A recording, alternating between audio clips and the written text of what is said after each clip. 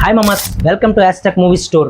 ఇప్పుడు అసలు మ్యాటర్ ఏంటంటే మమ్మ, కాంతారా మూవీ రిలీజ్ అయ్యి ఎంత పెద్ద హిట్ అయిందో మనందరికీ తెలుసు. ఈ మూవీ అంత పెద్ద హిట్ అవ్వడానికి, ఆడియన్స్కి అంత బాగా కనెక్ట్ అవ్వడానికి అయితే ఈ మూవీలో అయితే ఒక పాయింట్ ఉంది.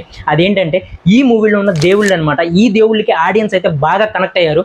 చాలా మందికి ఉంటుంది అనమాట, అసలు ఈ దేవుళ్ళు ఏంటి, ఈ దేవుళ్ళు ప్రతిష్టత ఏంటి అని చెప్పి చాలా మంది తెలుసుకోవాలని ఉంటుంది. వాళ్ళ కోసమే ఈ వీడియో అయితే స్పెషల్గా చేస్తున్నాం అనమాట. దయచేసి స్కిప్ చేయకుండా చివరి వరకు అయితే చూడండి. ఈ మూవీలో అయితే పంజుర్లి అలాగే గుళిగా అని చెప్పి దేవుళ్ళు అయితే ఉంటారు. అసలు ఈ పంజుర్లి, ఈ గుళిగా దేవుళ్ళు ఎవరు, అసలు ఈ దేవుళ్ళు ఎలా అవతరించారు, అసలు ఈ దేవుళ్ళు వెనుకున్న అసలు కథ ఏంటంటే ఈ వీడియోలో అనేది మనం తెలుసుకుందాం అనమాట. రిషబ్ శెట్టి గారు కాంతారా మూవీతో పంజుర్లి గుళిగా అనే దేవుళ్ళని అయితే ఆడియన్స్కి అయితే పరిచయం చేశారు. అలాగే ఆడియన్స్ కూడా ఈ దేవుళ్ళకి అయితే బాగా కనెక్ట్ అయ్యారనమాట మూవీ చూసి. ఈ పంజుర్లి గుళిక దేవుళ్ళు కర్ణాటకలో తమిళనాడుకు చెందిన స్థానిక దేవతలు అనమాట.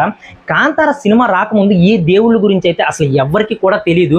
కానీ రిషబ్ శెట్టి గారు కాంతారా మూవీతో దేశవ్యాప్తంగా ఈ దేవుళ్ళ గురించి అయితే తెలిసేలా చేశారనమాట. అసలు ఎవరు ఈ పంజుర్లి గుళిక దేవతలు ఎవరు అని చెప్పి ఇప్పుడు తెలుసుకుందాం. స్కిప్ చేయకుండా జాగ్రత్తగా చూడండి, అలాగే జాగ్రత్తగా వినండి, ఓకేనా. ఈ పంజుర్లి అనే గాడు ఒక వరాహ రూపంలో ఉండే రక్షక ఆత్మ అని అయితే అక్కడ వాళ్ళైతే చెప్తున్నారు. అలాగే ఈ గుళిక అనే గాడ్ కూడా అక్కడ ప్రకృతిని, అడవులని రక్షించే ఇంకొక ఆత్మని కూడా వీళ్ళైతే చెప్తున్నారు.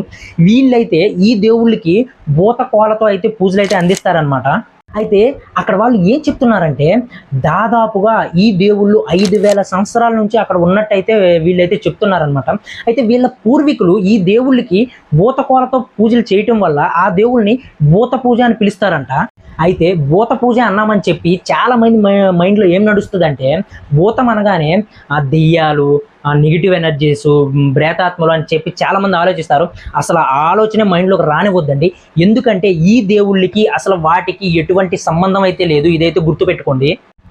అయితే రిషబ్ శెట్టి గారు కాంతారా మూవీలో చూపించినట్టే ఈ పంజుర్లి గుళిక దేవతలు ఇద్దరు కూడా ఎవరైతే నీతిగా, నిజాయితీగా, ప్రకృతిని గౌరవించి ప్రకృతిని నాశనం చేయకుండా ఉంటారో వాళ్ళనైతే ఎప్పుడూ రక్షిస్తాయని చెప్పి ఇక్కడ వాళ్ళైతే గట్టిగా నమ్ముతారనమాట. అలాగే ప్రకృతిని నాశనం చేయడానికి చూసిన వాళ్ళని కూడా శిక్షిస్తాయని చెప్పి అయితే వీళ్ళైతే గట్టిగా నమ్ముతారనమాట. అలాగే ఈ పంజుర్లి దేవుడైతే ఎలా అవతరించారో ఇప్పుడైతే తెలుసుకుందాం అనమాట. ఇప్పుడు ఏంటంటే పురాణాల ప్రకారం కైలాస పర్వతంలో ఒక వారాహి, అదే ఒక అడవి పంది తన పిల్లనేసుకుని తిరుగుతుండగా అకస్మాత్తుగా అయితే ఆ వారాహి చనిపోవడంతో, ఈ పిల్ల ఒంటరితనం అయిపోవడంతో పార్వతీదేవి అయితే అది చూసి జాలితో అయితే ఆ వారాహి పిల్లని దత్తత తీసుకుంటుంది అనమాట. దత్తత తీసుకొని విపరీతమైన ప్రేమనైతే ఆ వారాహి పిల్ల మీద అయితే చూపిస్తుంది. ఈ విషయం తెలిసిన శివుడికి అయితే విపరీతమైన కోపంతో ఆ వారాహి పిల్లని కైలాసం నుంచి అయితే బహిష్కరిస్తారనమాట. బహిష్కరించిన తర్వాత పార్వతీదేవి అయితే ఈ విషయం తెలుసుకొని, ఇంతకు ముందే వారాహి పిల్ల పార్వతీదేవి ప్రేమ పొందడం వల్ల ఆ వారాహి పిల్లకి అనమాట పంజుర్లి అనే పేరు వచ్చిందని చెప్పి అందరూ అనుకుంటారనమాట పురాణాల ప్రకారం అయితే. అలాగే పార్వతీదేవి అయితే ఈ పంజుర్లి అనే వారాహి పిల్లకి ప్రకృతిని, అడవిని, ప్రకృతి ప్రపంచాన్ని రక్షకుడిగా అయితే నియమించినట్టయితే పురాణాల్లో అయితే చెప్తున్నారనమాట. ఇలాగ పంజుర్లి దేవుడు అనేది అవతరించాడని చెప్పి పురాణాల్లో అయితే చెప్తున్నారు.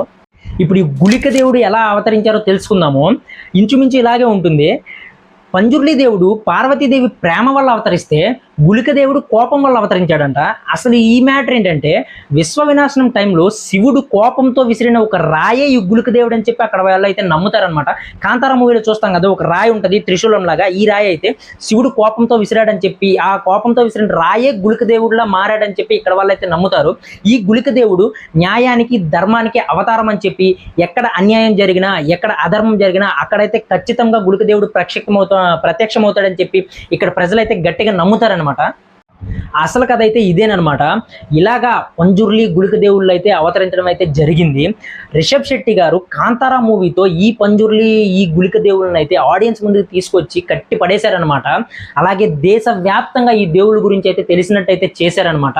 మనం ఒక వీడియో చేయడానికే ఇంత కష్టపడుతుంటే ఆయన ఈ దేవుళ్ళని తీసుకొని ఒక 2-3 పార్ట్స్ అయితే తీస్తున్నారు. అసలు నిజంగా చాలా గ్రేట్ అంటే గ్రేట్ అనమాట. ఇలాంటి వీడియోలు ఇంకా మీకు కావాలనిపిస్తే దయచేసి మీరు ఒక సబ్స్క్రైబ్ అయితే చేసుకోండి. ఎందుకంటే మీరు చేసే ఒక సబ్స్క్రైబ్ చాలా అంటే చాలా మాకు బూస్టప్ అయితే ఇస్తుంది అనమాట. దయచేసి సబ్స్క్రైబ్ అయితే చేసుకోండి. Thank you for watching.